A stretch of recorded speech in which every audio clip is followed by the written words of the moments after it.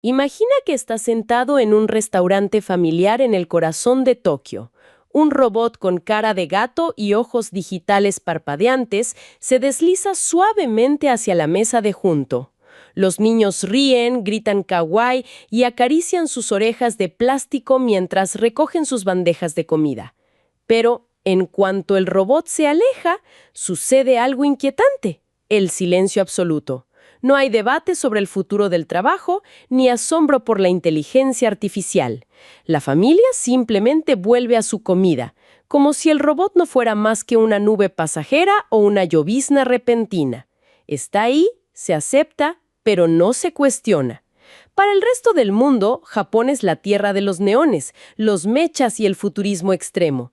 Sin embargo, detrás de esa fachada de alta tecnología existe una quietud pesada y profunda. Mientras que en casi cualquier otra economía desarrollada, la IA es un campo de batalla de emociones polarizadas, donde unos la ven como el salvador y otros como una amenaza existencial. En Japón los datos revelan una no reacción desconcertante. Menos del 20% de la población considera que la IA es deseable, la cifra más baja a nivel global, y sin embargo casi nadie la percibe como una amenaza. Es una contradicción hueca. No me gusta, pero no me asusta. He llegado a llamar a esto la mentalidad del terremoto. Es un marco psicológico oculto que explica por qué, mientras el planeta entero grita ante la revolución tecnológica, Japón simplemente observa la lluvia caer. Es la misma fuerza que permite a un oficinista veterano mirar un nuevo y sofisticado software gubernamental, asentir en silencio y volver de inmediato a sellar manualmente una pila de papeles con su viejo sello de tinta. No es rebeldía ni pereza, es un modo de ahorro de energía extremo. En un país moldeado por siglos de desastres naturales incontrolables, la sociedad ha aprendido que, si luchas contra el viento, te quiebras. Pero si te quedas quieto en un estado de aceptación pasiva, sobrevives. El problema es que esta resiliencia, diseñada para sobrevivir a catástrofes físicas, se ha convertido hoy en una jaula invisible que está asfixiando el futuro de la nación. ¿Por qué la potencia que inventó el futuro parece ahora resignada a ver cómo su infraestructura se desmorona, esperando simplemente a que el suelo deje de temblar? Fíjate que, esa escena precisa del oficinista veterano frente al software, o sea, no es para nada una metáfora abstracta, es una realidad operativa de todos los días. ¿De verdad? O sea, ¿pasa tal cual? Tal cual. Hay un caso súper revelador en los datos que ilustra perfectamente este fenómeno.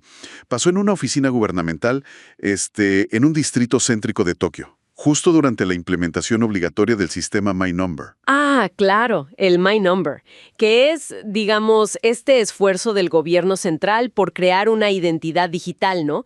Para unificar impuestos, quitar las tarjetas de salud de papel. Exactamente. La idea es digitalizar por completo la vida cívica.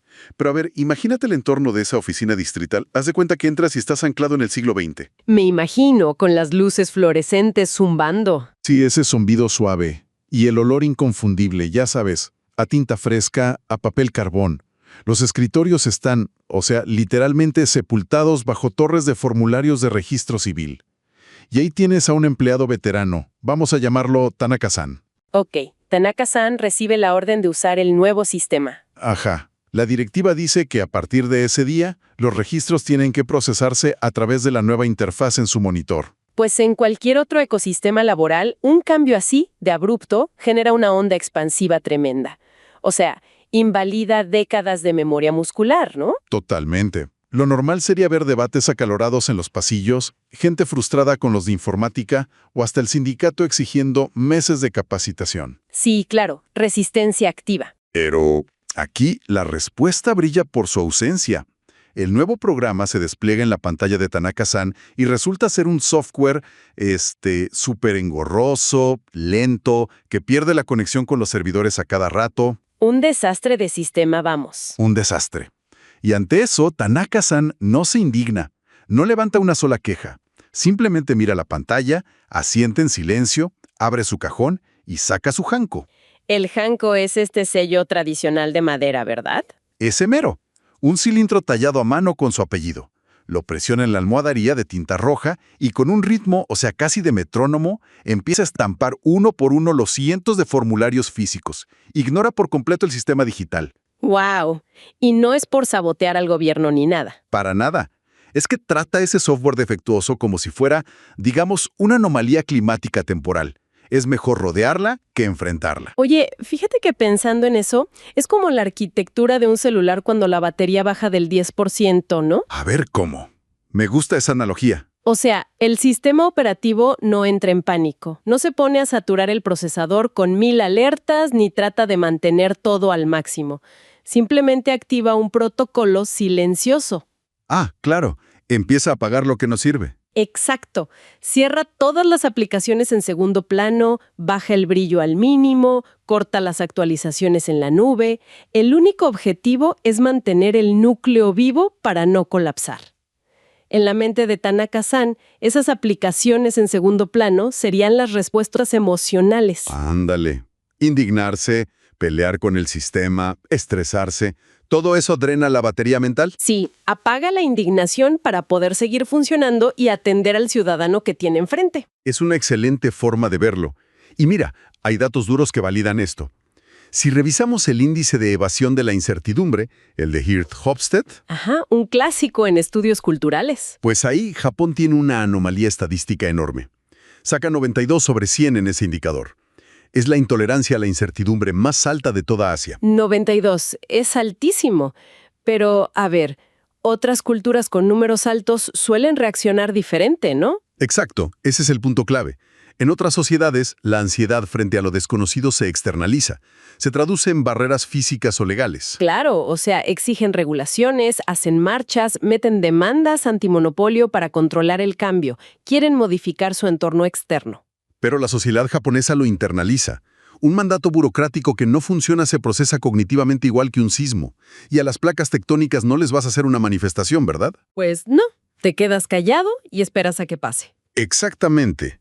Se activan los protocolos de resiliencia pasiva y esperas a que la presión se disipe. Pero a ver, si internalizar esta disrupción apaga el conflicto inmediato y mantiene la paz en la oficina, esto a nivel macroeconómico debe tener consecuencias gravísimas, ¿no? Totalmente.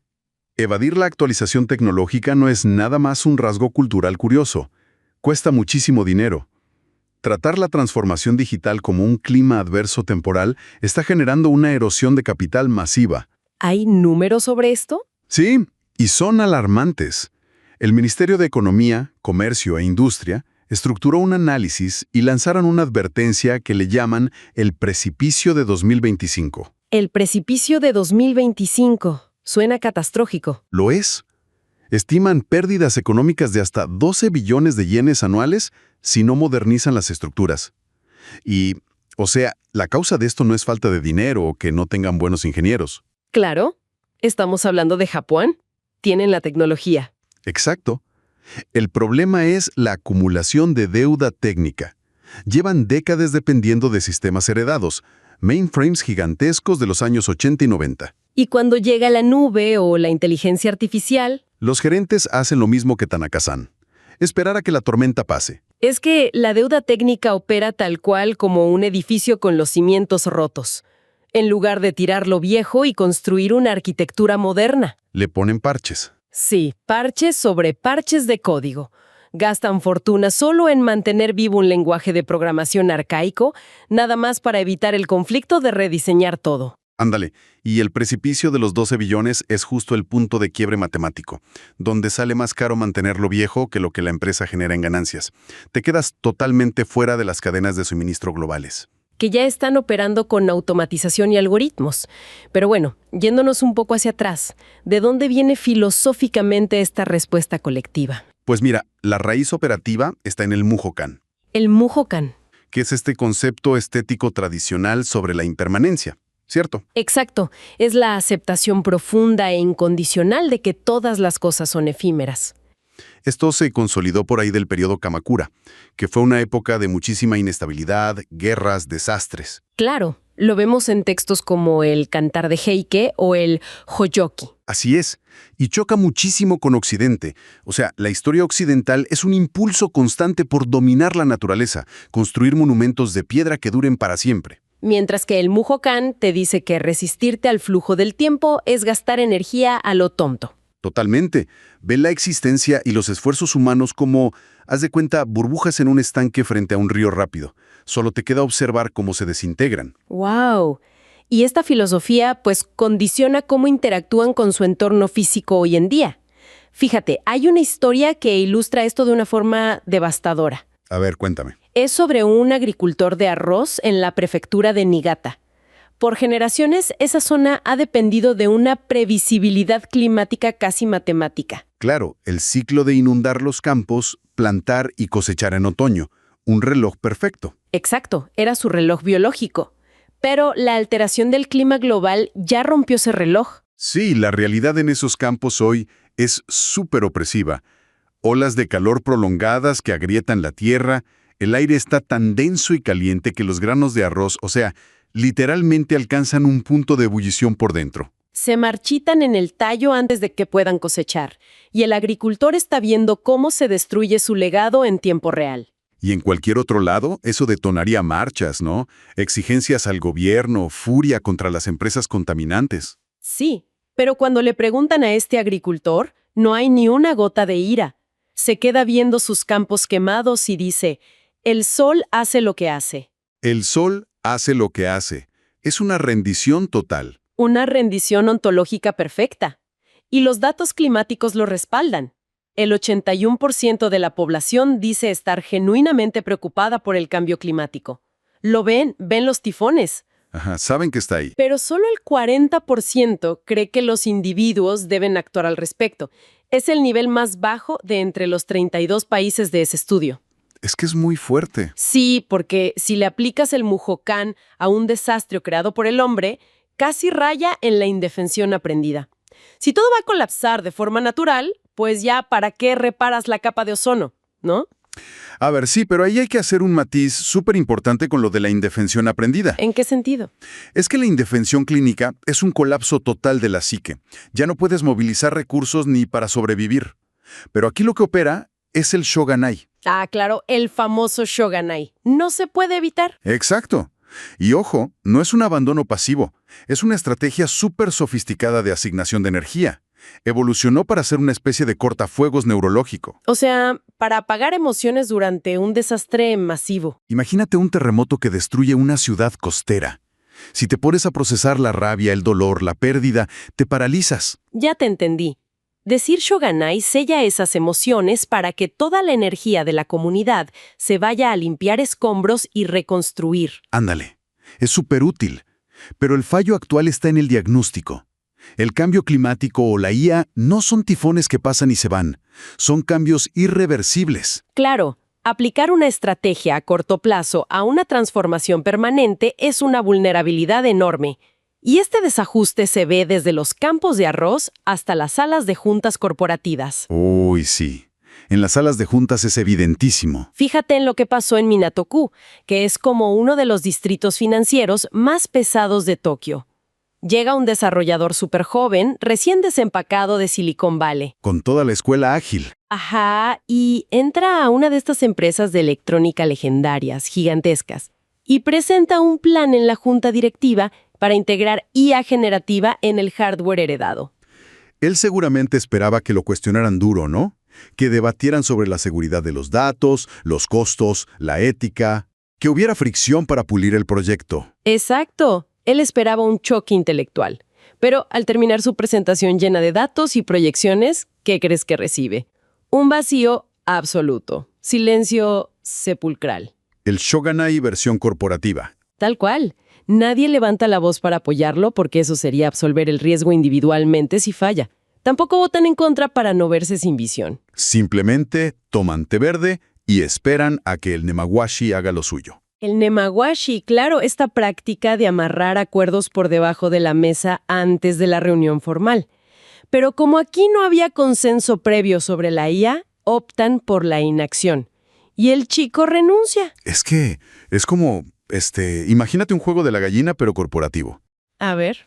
Un coche va a toda velocidad hacia un acantilado en una curva cerrada. Y todos adentro son ejecutivos de alto nivel. Todos ven la caída inminente, tienen los datos. Ajá. Pero nadie quiere estirar la mano y dar un volantazo, porque un movimiento brusco arruinaría la armonía y la paz adentro del coche. O sea, prefieren garantizar que se van a estrellar por inacción antes que asumir la responsabilidad de alterar el ambiente. Ujú. ¡Qué fuerte! Y el resultado de esos miles de volantazos que no se dan, lo vemos a nivel global.